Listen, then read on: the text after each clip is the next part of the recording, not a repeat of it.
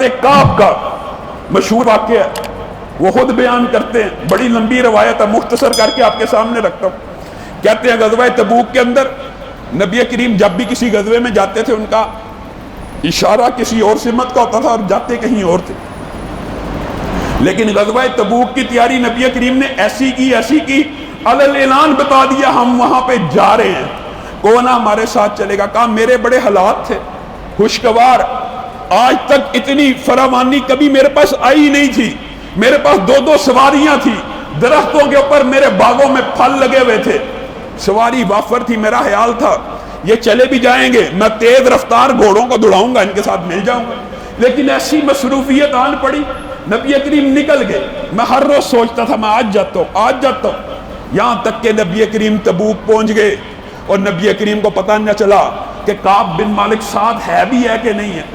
وہاں جا کے پوچھا کعب کدھر رہ گیا ہے؟ بنو سلمہ کے ایک صحابی نے کہا کہ کعب کے اوپر مال و دولت کی فراوانی آ گئی ہے جس کی وجہ سے جہاد سے پیچھے رہ گیا ہے۔ معاذ ابن جبل نے کہا تو نے بڑی سخت بات کی ہے، اپنی بات کو واپس لے آقا، ہم نے کعب میں کوئی برائی نہیں دیکھی۔ نبی کریم صلی اللہ علیہ وسلم کے چہرے پہ تھوڑی تلخی آئی، اب فتح ہوئی، واپس آ رہے ہیں، اب کعب کہتے ہیں واپسی کی خبریں شروع ہو گئی، میرا دماغ چلنا شروع ہو گیا، نبی کریم آئیں گے میں جھوٹ بولوں گا، میں بہانہ لگاؤں گا، میں کوئی بات کروں گا، میں کوئی ایسی بات کر کے کوئی نہ کوئی بات کر کے اپنی جان چھڑوا لوں گا۔ کہا یہ سوچتا رہا ہر روز میرے دن رات خراب ہونا شروع ہو گئے، میں نے یہ کیا کوتاہی کر دی، میں نے یہ کیا غلطی کر دی ہے۔ آپ کو پتہ ہے نا جس وقت اسلامی ریاست کا سپہ سالار جہاد کا اعلان کر دے پھر کوئی بندہ بغیر عذر شرعی کے پیچھے رہ جائے اللہ رب العزت اسے جنت میں داخل نہیں کرتے۔ یہ جہاد مسلمانوں پہ اس طرح فرض کیا گیا ہے کہ جب ریاست کا سپہ سالار یا حکمران اعلان کر دے پھر کوئی بندہ جہاد سے پیچھے نہیں رہ سکتا۔ حضرت کعب کہتے ہیں میں کوئی بہانہ لگاؤں، کہتے ہیں پھر آئے نبی کریم صلی اللہ علیہ وسلم مجھے دیکھ کے مسکرائے، لیکن ان کی مسکراہٹ کے 2 انداز تھے، ایک انداز یہ ہوتا تھا خوشی سے مسکراتے تھے اور ایک انداز ہوتا تھا تلخی سے مسکراتے تھے۔ میں سمجھ گیا مجھ سے ناراض ہے، کہا میں جھوٹ بولنے کا ارادہ کر رہا تھا یہاں تک کہ نبی کریم کے سامنے بیٹھ گیا۔ نبی کریم نے پوچھا ہاں کس وجہ سے پیچھے رہ گئے؟ کہا اس وقت میں نے ارادہ کیا میں صرف سچ بولوں گا۔ میں نے کہا آقا مال و دولت کی فراوانی تھی، درختوں پہ گچھے لگے ہوئے تھے، آسائش تھی، سکون تھا، اطمینان تھا، خیال تھا میں آپ سے مل جاؤں گا، سستی ہو گئی، شیطان نے غلبہ حاصل کیا۔ نبی کریم صلی اللہ علیہ وسلم نے کہا پیچھے ہو جاؤ، حکم دیا۔ کہتے میں نے پتہ کیا میرے علاوہ بھی کوئی ایسا بندہ ہے، پتہ لگا حضرت ہلال بھی ہے، مرارہ بھی ہے، 3 یہ صحابی تھے جو پیچھے رہ گئے تھے۔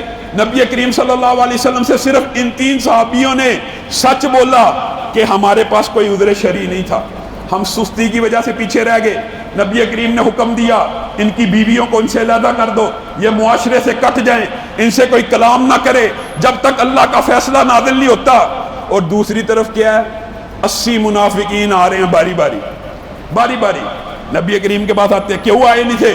اللہ کی قسم یہ مسئلہ پڑ گیا، نبی کریم قبول کر رہے ہیں اور کہہ رہے ہیں اللہ اسے معاف کر دے۔ دوسرا آ رہا ہے جھوٹ بول رہا ہے، قسم کھا رہا ہے، قبول 80 منافقین کا جھوٹ قبول کیا، ان کے لیے مغفرت کی دعا کی۔ ان 3 صحابیوں کا سچ تھا، ان سے ناراض ہو گئے۔ حکمت کیا تھی؟ حضرت کعب خود بیان کرتے ہیں ہمارے اوپر زمین تنگ ہو گئی، میں ابو قتادہ کے باغ کے اندر چھلانگ لگا کے گیا، میرا رشتہ دار تھا، اس نے میرے سے منہ موڑ لیا، کہا میرے دل کو چوٹ لگی۔ کہا تجھے پتا نہیں کہ میں اللہ اور اس کے رسول سے محبت کرتا ہوں؟ مجھے کیا پتا؟ ابو قتادہ کہتا مجھے کیا پتا؟ کہتے ہیں بس وہ دن تھا میں نے کہا اللہ کے علاوہ میری جان خلاصی کوئی نہیں کر سکتا۔ میں اللہ کے لیے رویا، میں اللہ کے لیے گڑ گڑایا۔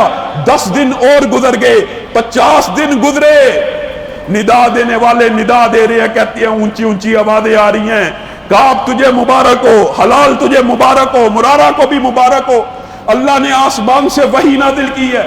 کعب کہتے ہیں میں نہیں تھا سوچ سکتا کہ آسمان سے اللہ میری اس طرح برات نازل کرے گا، میرا خیال تھا نبی کریم کے اوپر وحی آئی ہوئی ہے۔ میں خوشی سے دوڑتا ہوا نبی کریم کے پاس گیا، نبی کریم ہنس رہے ہیں، مسکرا رہے ہیں۔ اللہ نے ان تینوں کا ذکر سورۃ توبہ میں ایک آیت کے اندر کر دیا، وَعَلَى الثَّلَاثَةِ الَّذِينَ، یہ وہ 3 لوگ جو پیچھے رہ گئے تھے، بعض نے یہ تفسیر کی اور بعض نے تفسیر یہ کی یہ وہ 3 لوگ جن کا معاملہ پینڈ کر دیا گیا، ان 3 لوگوں کی اللہ نے توبہ کو قبول کیا۔ لوگوں، اگر انسان میدان جنگ سے بھی نکل جائے اور سچے دل سے اللہ سے توبہ کرے، اللہ اس گناہ کو بھی معاف کر دیتے۔ ساتھ ہی ان منافقین کے بارے میں اللہ نے کیا آیت نازل کی؟